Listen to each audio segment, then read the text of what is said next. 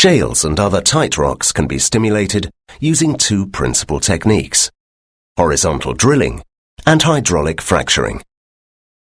Horizontal drilling enables the well to penetrate a greater section of the reservoir than would be possible with a vertical well, increasing contact between the borehole and the formation. Hydraulic fracturing, known as fracking, involves pumping water at high pressure into the reservoir to create fractures in the rock, increasing its permeability. Shale gas wells are typically 2 to 3 kilometers deep, with horizontal sections 1 to 2 kilometers long. A vertical hole is drilled to a depth below freshwater aquifers. Drilling mud pumped into the borehole cools and lubricates the bit and helps wash cuttings to the surface. This mud also coats the walls of the borehole, preventing mud from leaking into the surrounding rocks or water table. The drill bit is removed, and a steel tube called surface casing is inserted into the hole and surrounded by cement. This permanently shields the aquifer from contamination by drilling fluids or produced gas. Vertical drilling continues until a few hundred meters above the reservoir.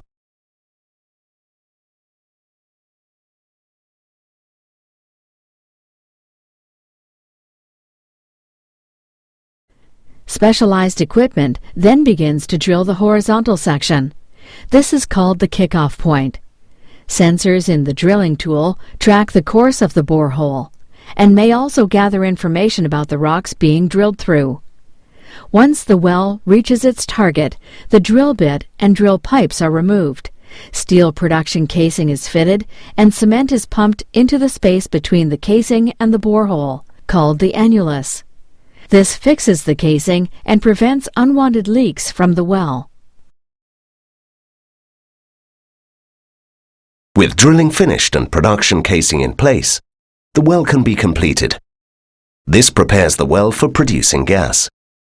A perforating gun attached to a cable is placed down the well, and an electrical signal triggers explosive charges, creating holes in the production casing and nearby parts of the shale formation.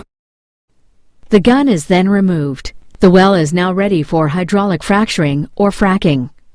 Millions of liters of pressurized liquid is pumped down the well, causing the shale to fracture.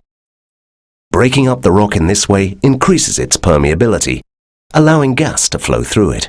Fracking fluid is made up almost entirely of water, but also contains some sand and small amounts of chemical additives. The sand acts as a proppant, keeping the fractures open after the fracking fluid stops being pumped into the hole. The other chemicals perform various functions, such as helping dissolve minerals in the shale, which can make fractures wider and longer. About 10 to 20 fractures are made by each frac.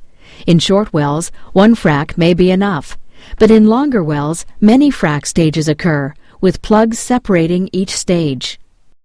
The plugs are then drilled away, and gas can flow from the fractures into the well and to the surface, where it can be sold. Additional horizontal wells can be drilled from the same location in order to capture as much gas as possible from the shale. This reduces the economic cost and surface impact of the operation.